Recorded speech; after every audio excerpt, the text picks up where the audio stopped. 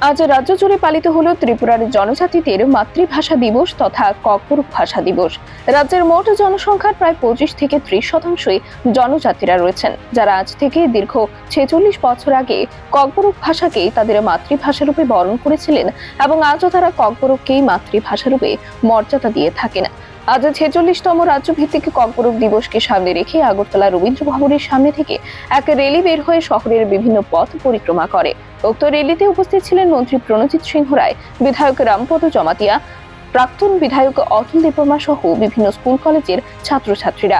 রাজ্যে প্রায় সর্বত্রই জনজাতিদের এই বিশেষ দিনটিকে বিশেষভাবে পালন করা হয়েছে। এদিনের বিশেষত্ব নিয়ে বলতে গিয়ে মন্ত্রী প্রণজিৎ সিংহ রায় বলেন, আজকে এই দিনে কি বার্তা দেবেন ককবরকবাসীদের বা অন্যান্য রাজ্যের? ত্রিপুরা রাজ্যের যে আজকে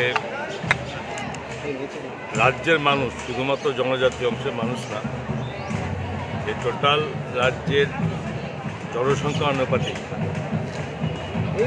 25% এখানে মানুষ আছেন যারা ককবরক ভাষায় তাদের মাতৃভাষা, এবং আমাদের আজকে 46তম 1979 সনের প্রথমেই এটা স্বীকৃতি লাভ করে এই ককবরক ভাষাকে ভাষা হিসাবে।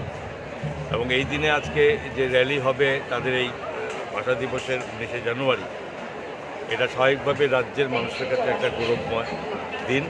এবং বিশেষ করে জনজাতি অংশের মানুষের যে তাদের জন্য সরকার সমস্ত রকমভাবে ডেভেলপমেন্ট শুরু করে, শিক্ষা থেকে শুরু করে সব কিছুর জন্য অগ্রাধিকারের ভিত্তিতে দেখছেন, স্বাভাবিকভাবে এটা কর্তব্য পড়ে। তাই আজকে এই দিবসে সকলে মিলে এদের সঙ্গে র্যালিতে অংশগ্রহণ করা, এটা আমাদের কাছে একটা স্বাভাবিক গৌরবের বিষয়। আমার সঙ্গে ভাষার চেয়ারম্যান যিনি আমাদের অতুল দেববর্মা মহাশয় আছেন, আমার সঙ্গে প্রাক্তন মন্ত্রী বর্তমান বিধায়ক রামপদ জমাতিয়া মহোদয় আছেন, এছাড়াও বিভিন্ন সরকারি অফিসাররা সবাই যুক্ত হচ্ছি।